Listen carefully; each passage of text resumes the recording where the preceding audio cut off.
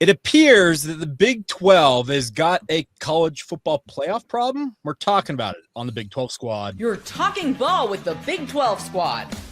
From Oklahoma State to Utah, from Kansas State to BYU, from Houston to Texas Tech, it's the local experts of the Locked On Podcast Network bringing you scoops, breakdowns, and the most comprehensive preview of the upcoming Big 12 weekend. Buckle up. It's the Big 12 squad, and we have a seat for you. No hurt feelings and thin skin allowed. Squad up. You're part of the Big 12 squad. Welcome into the Big 12 squad, everybody. I'm Locked On Cougars host Jake Hatch, filling in for Drake Toll, of course, the man, the myth, the legend that hosts Locked On Big 12. Right across from me digitally is Chris Level, host of Locked On Texas Tech. Next to him is Cody Stovall, who Locked On Oklahoma State. They have got a new coach. We'll talk about Eric Morris here in a little bit. Below me, Mountaineer Paul from Locked On West Virginia. Next to him, Kevin Borba, Locked On Buffs, and then some guy named JT who hosts a show that I'd rather not talk about. But that's Locked On Utes. So hope everybody's doing fantastic on this holiday weekend. A happy Thanksgiving to everybody out there. And guys, let's kick it off right now by reminding everybody, make sure you subscribe, rate, and review these shows. As Drake likes to say, help us keep our jobs by doing that very thing. But do we have a college football crisis, college football playoff crisis unfolding for the Big 12? Because sure looks like they are teeing it up to deny both BYU and Utah any chance of getting into the field. Yes, and Chris Level needs to tell his people to take one for the team because Texas Tech's getting in no matter what happens. So best case scenario is they get upset in the Big 12 title game. Then we get two teams in. Then Tech can go all the way to the Natty, baby. Chris, I thought this thing out, buddy. I'll say from a Utah standpoint really quick, since, we still won and they dropped us. I'm frustrated, but I understand it because we didn't look impressive defensively against Kansas State. They have a much better win than us, but at the same time, their losses are so bad. That's where it is tough. It's irritating, but they're also played teams closer than we obviously did at Tech. So 2 lost teams, thin margins. I get why they did it, but it is annoying that you still win and drop. JT, I think you guys would beat Notre Dame pretty convincingly for whatever that's worth. And I also think that Utah would give Alabama everything that they could handle. I mean, I think we're good. I don't know if we'd beat them. Like, you think Notre Dame? They just won by what they just win by this weekend? And Notre Dame's really good. So, hi Parker, how are you doing, sir? We just lost a basketball game, and I had to talk about it for 30 minutes. So I'd like to talk about anything else right now. Can I add though? I also think Utah beat Notre Dame, and I guess I'm not. Really? I don't think a whole lot about Syracuse though. And frankly, I think what's fascinating to me is Utah didn't just get jumped by anyone; they got jumped by Miami, who has the head-to-head with Notre Dame. Right? If that jump continues, like at what point are they in the same tier where we're going to compare that head to head and make that come in? Like, I would say you guys are all crazy because Utah is not the same team as it was prior to Saturday because of the Daly injury. He's one of the best defensive players in the Big 12. Yeah, and he's I hate injuries factoring into this, but he is a monster, relentless pass rushing monster, first team all Big 12 guy. You don't have him for the rest of the year. That I don't care what team we're talking about. That changes who you are big time. Okay, so let me tee this up for whoever wants to take it. But we're seeing, and every article I've read coming out from ESPN, who essentially is the mouthpiece of the College Football Playoff Committee, says that the one loss that BYU has on the record is being held against them more than their 10 wins to date. What are we supposed to make of this? And Chris, I guess in the case of you, because BYU did lose in Texas Tech and looks like they're on a head-on collision for a rematch in Arlington. But what are we to make of that? That one loss can outdo 10 wins and what BYU's accomplished? The BYU's problem is, and I think Texas Tech has a similar problem, is that Stanford and East Carolina. Mm-hmm. And I think for Texas Tech, it was Oregon State. There's just nothing to lean on in the non-conference. And then it's kind of who you get matched up with. They don't get a lot of credit for beating Arizona State like they did. Well, that was Utah, because I've even seen, because Utah hammered Arizona State, but they didn't have Leavitt in that game. And so there's some of that. It's you just spin the wheel and pick the argument. I don't. It's so frustrating. It is frustrating. And that's why, Jake and your people know this, but they absolutely have a chance to make it into this thing, period. All you have to do is win. Yeah, but the end. But to quote the great Skip Bayless song. I hate that guy. Can I mention one thing though? I also think this is completely refuting, and not just because he's not here. At the start of the year, Drake was saying we should all schedule a bunch of nobodies because the goal was to go 11-0, 12-0, and clearly this is kind of pointing out like actually that you'd rather be Alabama with a loss to Florida State apparently because even though Florida State sucks, they were a Power 4 team that you lost to, and that's apparently the way to go because it also doesn't count for anything anymore. It also matters when you lose. To your point, Parker. Yes. That's the thing about this is Florida State. Remember when they won, everybody say, "Oh, Florida State's back. They're going to bounce back this season." Yeah, not so much. They're 5-6. No, but Drake, and I'm not picking on him because he's not here. Yeah. If he were here, I'd do the same thing. He was pushing all of us to play a bunch of patsies in the non-conference because he thought the path was go 11-0, go, and it's like that's what we were told though. West Virginia's played 2 non-conference teams every single year up until this year. We just changed it because they told us to. I mean, look at the Notre Dame Miami game. Yeah, that's what I'm frustrated about. Is like we were doing that because that's what the old, that's what it used to be. The thing you had to have a tough non-conference schedule, and then everybody started like, especially the SEC, were scheduling cream puffs in the non-con, and they were getting their way. But now that they're not, and there's more parity in college football, and people are catching up. Like the harsh reality is, and this is for the most part going to continue to be a 1 to 1.5 bid league. Yeah. Well, the hard part to build off of Chris's point too is like not everybody gets the same rules or benefit of the doubt. Like a one loss or 2 loss SEC team, it's like, okay, well, they went through the gauntlet of whatever this many teams. Like Oklahoma is a solid team, but their resume looks really good because they've beaten 3 ranked teams. Like and Texas Tech is getting a lot of credit right now in the rankings, and it's because of the way that they've done it. I think they have 10 wins over 20 points or more. Their margin of victory is 30 points, and if not for that, you may be seeing a 10-1 team that was in the 10 range as opposed to the 5 range. But I think they're getting credit for how they've done it, and so there's layers to this stuff. To add to your point, BYU has the most wins over teams with 7+ wins. Most wins over teams. They've got more wins in terms of legit bowl teams. We're talking 7+ win victories. But to your point, the way BYU has done it is a lot of grinded out, come from behind victories versus being a wagon that Texas Tech appears to be. You mentioned Oklahoma has 3 ranked wins. They're the back half of it, but Houston's got 2. Like the way this thing works out, it's not just a ranked win anymore, though. It's more about the brand. It's more about which ranked win was it, and I think like Texas too is like if they beat Texas A&M, there's going to be such a case for them to get in despite 3 losses because you already know what's going to happen. It's like they beat number 4 and then they beat whoever else, like that's going to happen. So or if Michigan beats Ohio State, like honestly, same kind of thing. Hey, I've got some pencil neck like distance runner Texas A&M fan who's been in my mentions all week on Twitter, just barking at me about the Big 12 and the SEC. I will accept Texas beating A&M so I can just shut him up. I'll wow. Hey, I didn't have that on the docket. I know. I appreciate the term pencil neck. It hasn't been. Yeah. I'm here to kick ass and chew bubble gum, and I'm all out of bubble gum. Right? Go look at this kid's bio. He's a distance runner, and I swear he's never played a down of football in his life. You have given him way more like time on this show that he already deserved. I know. Anyways, but the point is, studied his neck.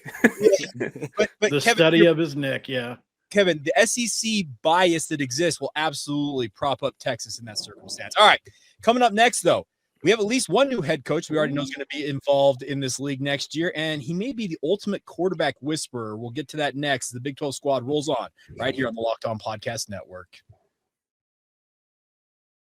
Today's show is brought to you by our friends over at FanDuel. The NBA is back, and there's no better place to get in on the action than with FanDuel, the official sports betting partner of the NBA. Even if you missed the start of the game or want to ride the hot hand, FanDuel has live bets on everything, who will score next to fourth quarter comebacks, literally anything in between. Plus, you can combine those live bets into same-game parlay for a shot at a bigger payout along the way. Keeps every game more exciting, especially when your team is making that late push. And even if the NBA is not your thing, college football, NFL, college hoop, they've got it all for you guys, courtesy of our friends at FanDuel. So right now, FanDuel is giving new customers $300 in bonus bets when your first $5 bet wins. Head to FanDuel.com to sign up today and play your game with FanDuel. They are the official sports betting partner of the NBA.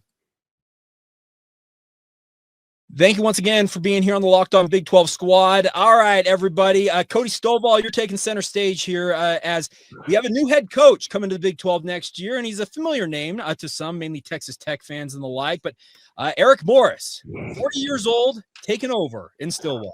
He's a man. He's 40. We've already got that established and out of the way. Yeah, this is very exciting, especially when schools like LSU and Penn State and UCLA are still searching. Arkansas, right? There's a lot of jobs out there that you would think would stack above Oklahoma State. For us to get a hire of this caliber this early, I think it does accentuate the fact that Oklahoma State has more to offer than some of the national punditry might want to pretend. Yet we've always been good at acquiring offensive talent. So having an offensive innovation kind of mind is a big deal. Coming from that Mike Leach tree is also a very, very big deal. And I also think from a coordinator perspective, they have some things going for them, but he likely is to bring Drew Messmaker with him. That's worth a weight its gold in and of itself. Defensive line coach Greg Richmond is a Cowboy that could potentially come back home. And you mentioned the quarterback thing, right? This is not only the dude who was able to unearth Baker Mayfield. He was also the only coach in the room telling everybody that they need to give Baker Mayfield a scholarship. Then he recruits Cam Ward. Then Who told you that? Then he recruits Messmaker. This is an absolute savant at the quarterback position. And thankfully, things are cruising so well in Lubbock, we don't have to worry about him getting poached from us anytime soon. Right? Let's call a spade a spade. If Colin Klein got the job, we'd all be waiting on the day that he was to leave us for Kansas State. Right. I think that conversation about Eric Morris at least provides you a little bit more time because they have things rocking and rolling at Lubbock, and that is yet another reason I'm excited about this. The regionality when it comes to recruiting, the fact that he has a lot of underclassmen that are the best players on the North Texas squad. There's tons of things to be excited about, but maybe more so than all else is the fact that we have a coach before some of the LSUs and Penn States of the world. Okay, so let me bring this point up. I think it's Darian Gray that pointed it out to us this week that Sonny Dykes was talking about the fact that this is a league. I think this is the deepest in terms of quarterback talent top to bottom. And Cody, I think you'd admit this as well as all of us. Oklahoma State seems to be the one program who seems to be sans a quarterback right now. And Eric Morris figures to be the guy that will bring Mestamaker or somebody in that will bolster this conference. I think it's, I guess I'll involve everybody else here. Your guys' thoughts on Oklahoma State bringing a guy who knows quarterback play at a high level? You said Sands at quarterback. They said their backup was better than Dampier was. At one point. Was that? Yeah. So now Utah's going to have a chance to go get Haas Haney. You're welcome. Hey, Utah's backup may be better than their starter in some people's minds. So I will say this is a home run of a hire for them and the conference. This guy is frankly frightening. So he was. Not to be the Houston. He was at Houston when Holgorsen was the OC back in the Case Keenum days. He was at Tech under Leach and Kingsbury. At Kingsbury, I think actually, right, Chris? He was at Washington State, was where he had the Leach connection. He played for Leach. Like this guy understands like scoring. My one hesitation is that like on a sample size thing, he's got the 1 year at Incarnate Word, and we know that was a Cam Ward year where he won 10 games, and then he's got this year at 10 games. It's like okay, like. Is 2 seasons in separation from 2 separate places. Like he's young. It could all be signs pointed upwards. It's just a very small sample thus far. Chris Level, as he freezes. No, I didn't freeze. Tell us about the red white or wide receiver, buddy. Yeah, I've known the Angry Elf for about 20 years, at least. This is a guy with a chip on his shoulder. He demanded to have a spot on Mike's team back in the day, would show up to the facility and you're going to take me. This is my dream. And he's just, he played here 4 years and he coached here. It is. I do find it. I get some humor out of how many people have taken credit for Patrick Mahomes over the years, for Baker Mayfield over the years. I think Cam Ward. That there's a lot of John Mateer. John Mateer is also Eric has got some rub there. But what Eric does, he gets more out of less, and he develops. he's from Shallow Texas, which is about 20 minutes from where I'm talking to you from right now. And I know his dad well, and his dad will tell you that the North Texas era has been very rewarding yet frustrating because he just gets poached every year. And yet they still have – I mean, Mestamaker didn't even start for his high school team, guys. Correct.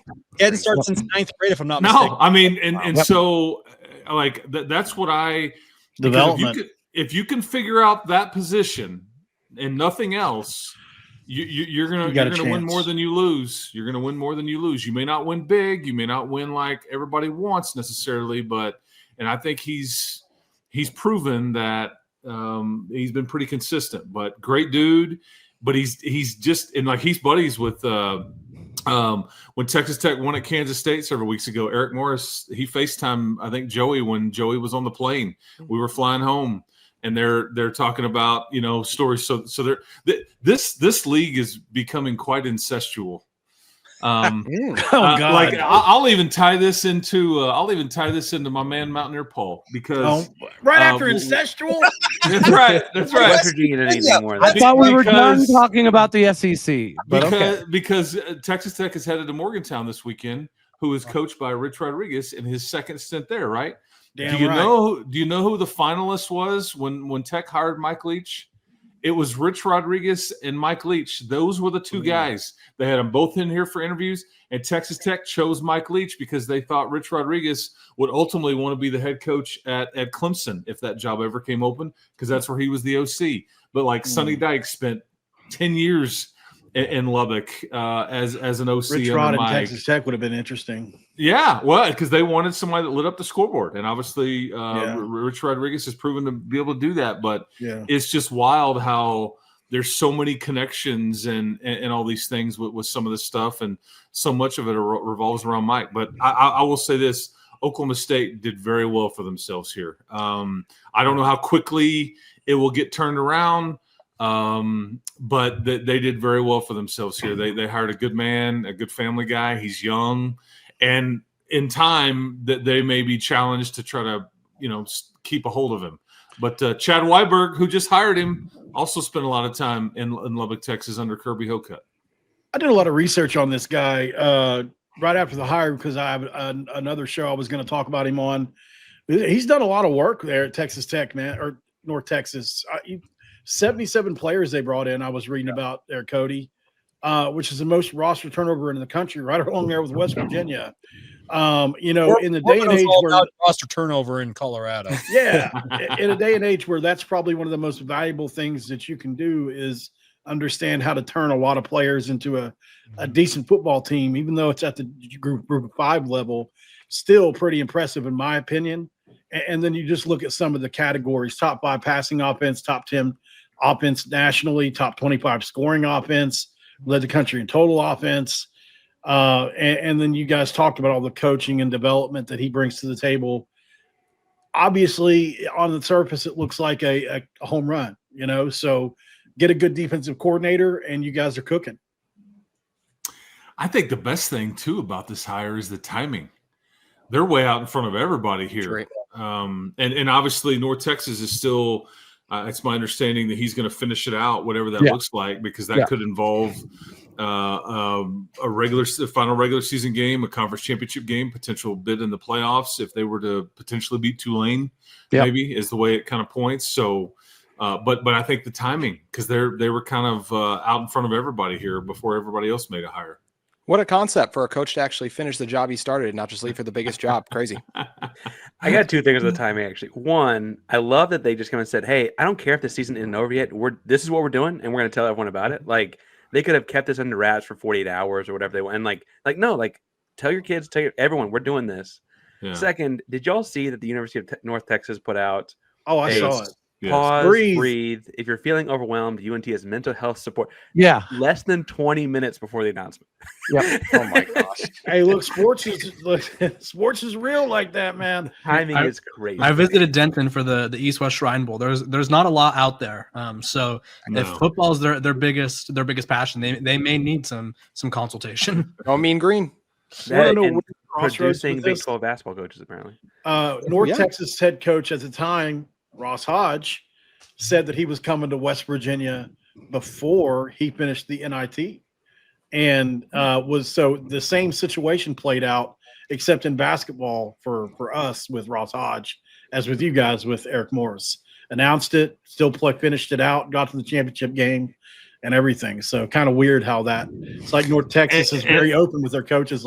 And he's not on this show. He's not on this show, but I will tell you that had Baylor decided to make a move with Dave Aranda, I think that Jared Mosley, the athletic director at North Texas, and Eric Morris in Waco could have been a package deal. Ooh, okay, Waco. All right. Well, look at Chris Level bringing the insider along the way. All right. I love you, Dave Aranda. Crazy.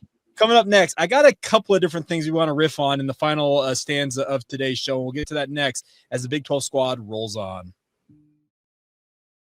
Today's show is brought to you by our friends over at GameTime. College football is back, and obviously we couldn't be more excited. Tailgates, rivalries, the energy in the stands, there's nothing like it. But let's get real. Actually, getting tickets can feel like more of a battle than the game itself. Endless queues, hidden fees, prices jumping at checkout. That's why I want you guys to do what I do and use GameTime, the app that gives the advantage back to the fans. It's the easiest way to score last-minute tickets at the best prices with no surprise fees. What you see is what you pay. You can pull up the GameTime app in a couple of taps, see amazing deals. You can get tickets to your favorite college football games for as low as $25. App makes it super simple. You can even see the exact view from your seat before you buy those tickets. It's faster, cheaper, and less stressful than any other way that I bought tickets myself. And doesn't even pertain just to college football tickets, concert, theater, music, whatever you're into. They got the tickets for you guys. Take the guesswork out of buying your tickets and do it with our friends over at GameTime.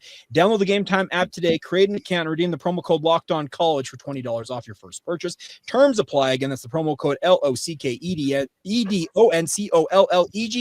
That's LOCKEDONCollege for $20 off. Swipe, tap, ticket, go. Download GameTime today.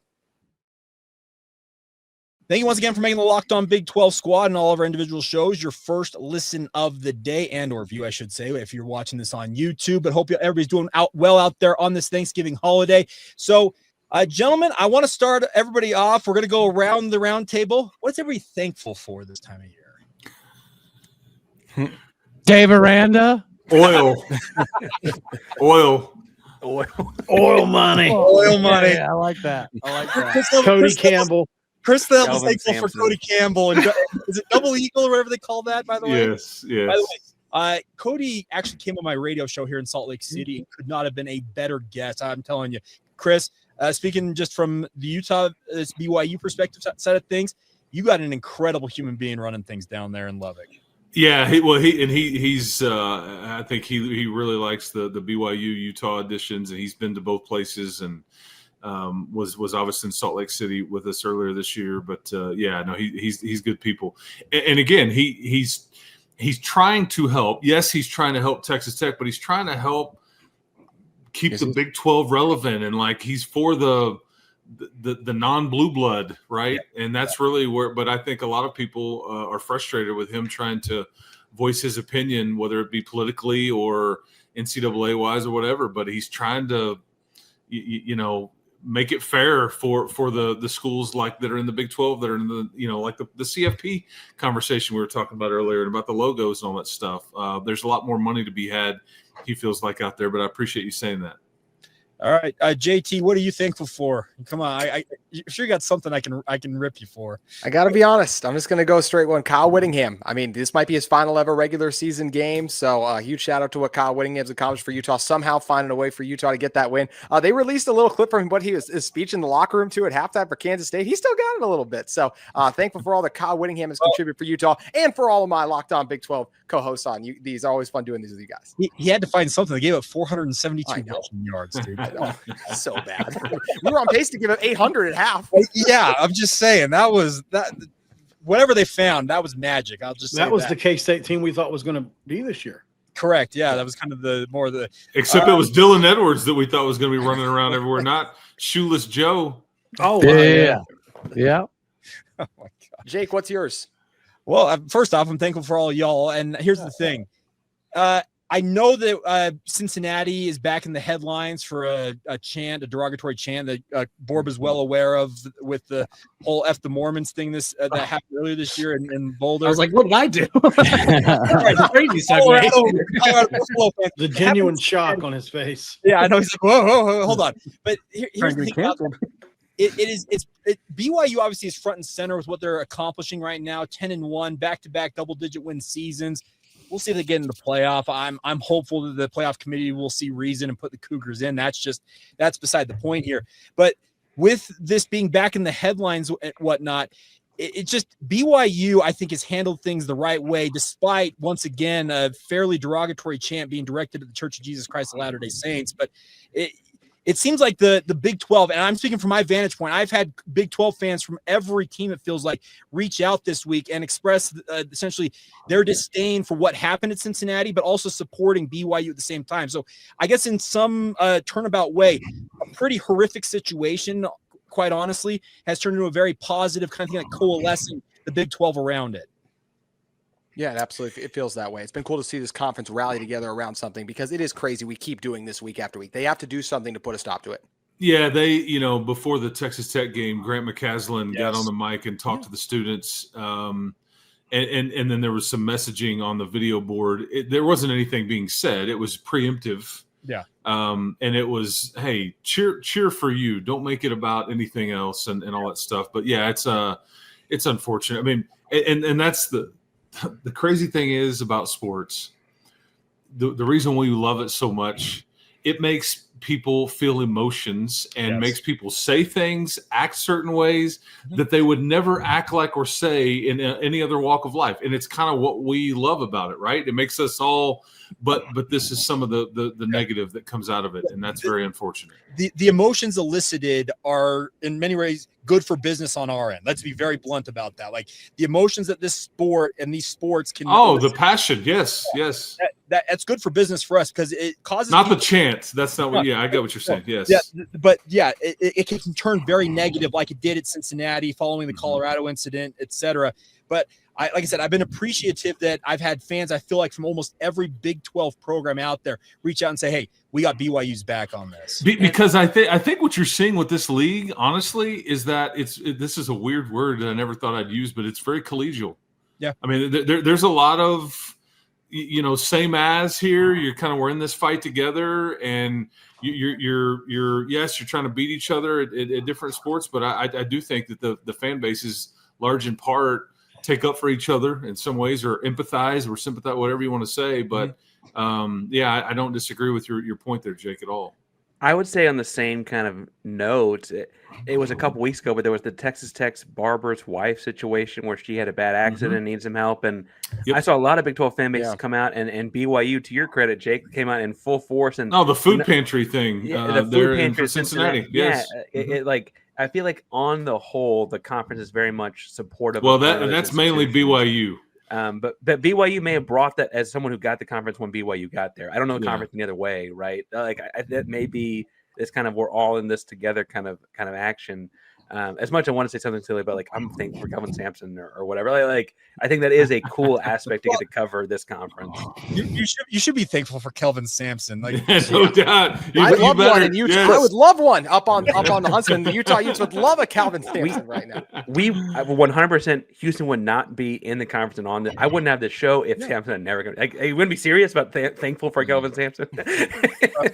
I can wholeheartedly tell you, when BYU joined the conference, I thought that we would never experience this again, because the Big 12 I always viewed as a conference that didn't dive into this stuff. So it is disappointing to have multiple fan bases within the conference doing this to a university in your conference. I don't get it. And you think eventually the word would get around. All it does is make your fan base look absolutely ridiculous. And turn around and say anything else. Yeah, there's a common theme there, though.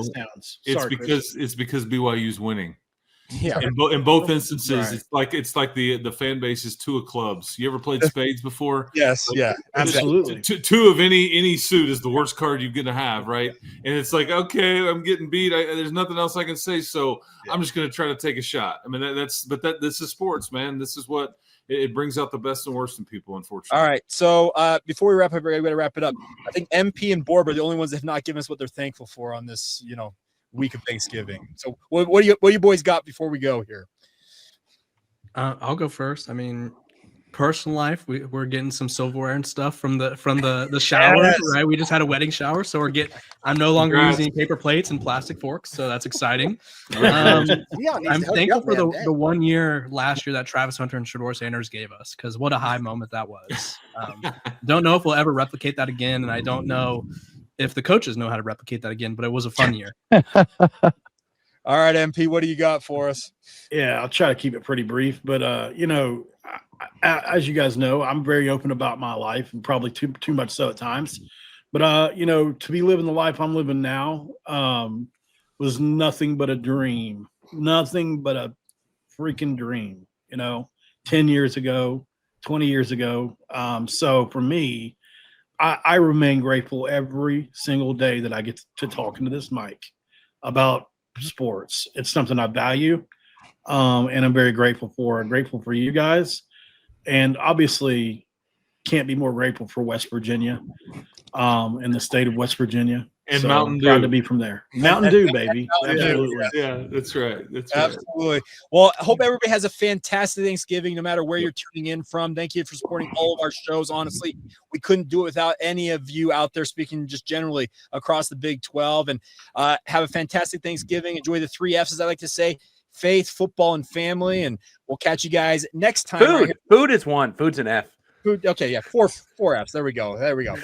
But we'll have plenty more on our individual shows. Make sure you check out the Locked On Big 12 Squad every week, as Drake likes to say, right here on the Dose Grande Squad.